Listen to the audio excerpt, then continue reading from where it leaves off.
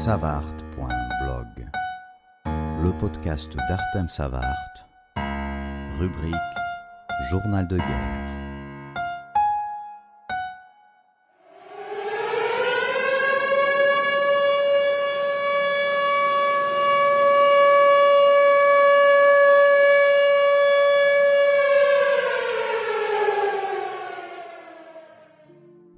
« 21 mois de guerre, on est fatigué, on est épuisé, on n'en voit pas la fin, on est mécontent, on est furieux, on trouve de moins en moins juste ce qui se passe, ce qui s'est passé, ce qui peut encore se passer. Mais on continue parce qu'on n'a pas le choix. On a déjà perdu des gens, beaucoup. On a perdu des territoires. Et il y a de moins en moins de personnes qui espèrent regagner les frontières d'avant très vite. Et ce ne sont surtout pas les militaires.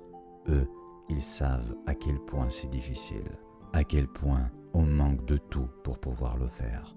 Et ce ne serait pas juste de se payer ces objectifs auparavant indiscutables, devenant maintenant très flous avec leur peau, avec leur vie.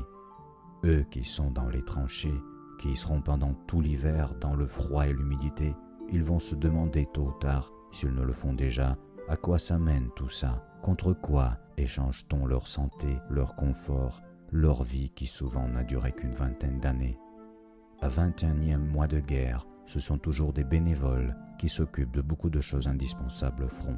Même les choses les plus simples comme les vêtements, les médicaments et même les drones. On n'arrête pas avec ces cagnottes sauf que les gens n'ont plus d'argent pour ça. Et ils se posent aussi des questions.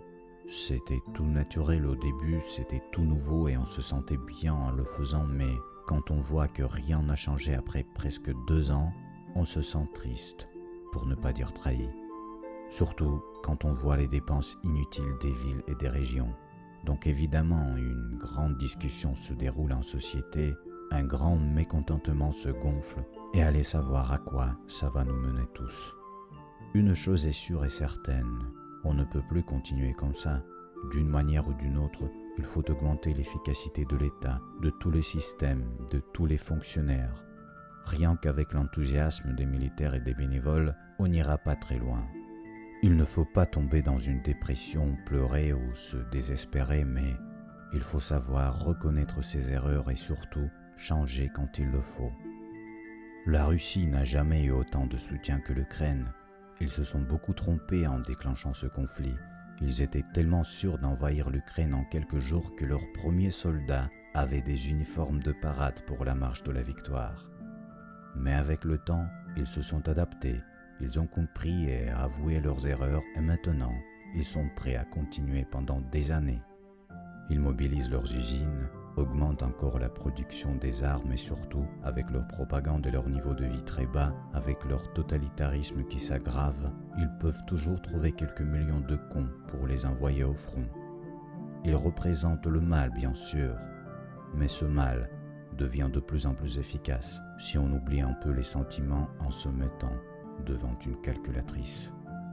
Bien sûr, on peut se plaindre sur les livraisons d'armes qu'on n'a pas eu assez, qui n'ont pas été à temps, ce qui a aidé en quelque sorte les Russes de ne pas perdre cet été et de pouvoir changer leur stratégie. Bien sûr, on peut se poser des questions sur les raisons de ces pas assez et pas à temps, mais on ne peut pas nier non plus les problèmes intérieurs. On discute beaucoup sur la corruption et on arrive à empêcher de plus en plus cette corruption grâce à la pression des gens. On discute aussi sur les moyens de changer le système actuel qui ne fonctionne pas comme il faut et par conséquent sur les élections qui normalement devaient avoir lieu en mars 2024. Si jamais ils ont lieu, pour moi ce sera encore une fois la confirmation de la volonté et de la liberté d'esprit en Ukraine. Et ça va surtout aider à reconstruire la confiance entre les gens et les dirigeants du pays qui seront choisis, imaginez-le, malgré la guerre, malgré tout ce qui ne va pas, malgré tous les risques que ça représente. Ça va confirmer encore plus les valeurs pour lesquelles les Ukrainiens se battent actuellement et ils vont se battre davantage parce que pour les Ukrainiens, en tout cas ceux que je connais, il ne s'agit pas de seulement reprendre le territoire, il s'agit surtout de pouvoir être libre sur ce territoire, être indépendant, rester soi-même et pouvoir changer sa vie et son pays au cas où ça ne va plus. C'est aussi pour cela que les discussions sur la paix avec la Russie me rendent un peu triste. Ils ont lieu parce qu'on est fatigué, et le monde entier qui nous soutient est fatigué aussi. Mais n'a-t-on pas compris qu'on ne peut faire aucune confiance à Poutine ? Aucun papier signé par lui ne donnera aucune garantie et lui permettra seulement de gagner du temps, et c'est justement ce qu'il lui faut. Et je ne sais pas pourquoi on le garde lui, pourquoi le préserve-t-on ? Peut-être espère-t-on sérieusement qu'il va rejoindre le monde civilisé dans d'autres conflits qui vont se dérouler peut-être prochainement, comme l'a fait Staline à l'époque, parce que ce n'est peut-être pas lui qui a participé un peu à ce qui se passe à l'Orient. C'est compliqué la géopolitique, et ce sont rarement les politiques qui se la payent avec leur propre vie. Ils préfèrent celle des autres. Sentent-ils moins leur responsabilité quand ils prennent telle ou telle décision? Il va mal ce monde, très mal, mais elle a toutes les chances d'aller mieux. Je n'ai pas de réponse à tout, mais j'ai vécu en Russie assez longtemps pour être convaincu que seule la défaite totale de l'armée de Poutine permettra à la Russie de rejoindre finalement le monde civilisé. Sans lui, bien sûr, et allez savoir si cela ne va pas arrêter d'autres conflits qui fleurissent. Quant à l'Ukraine, je sais qu'on va régler nos problèmes intérieurs. On peut s'engueuler, se déchirer, mais on est toujours unis contre le mal qui nous est arrivé. Et ce qui est important aussi, on sait le prix de la liberté qui est au-dessus de toute ambition politique. On ne se cache rien et on arrive à se comprendre. L'objectif est le même, arrêter cette guerre. N'empêche que on aimerait bien que le monde civilisé ne nous lâche pas.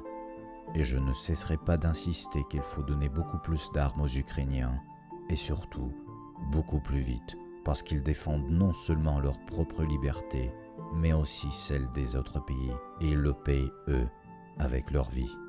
Le mal, il faut le couper, sinon il se répand et assez rapidement. On en a eu encore une fois la preuve. En attendant, les militaires au front continuent à se battre. Les civils continuent à les soutenir selon leurs moyens. On vit déjà avec la guerre sous la peau, c'est une habitude. Des missiles en plein centre-ville comme ce dimanche, des tentatives de détruire l'infrastructure comme presque chaque nuit, c'est aussi une habitude malheureusement. Et j'aimerais tellement ne pas avoir à donner des conseils sur le quotidien en guerre. J'aimerais tellement qu'elle s'arrête là où elle a commencé. Cela ne dépend que de nous tous. On est tous concernés. Tout le monde civilisé est concerné, que l'on le veuille ou non.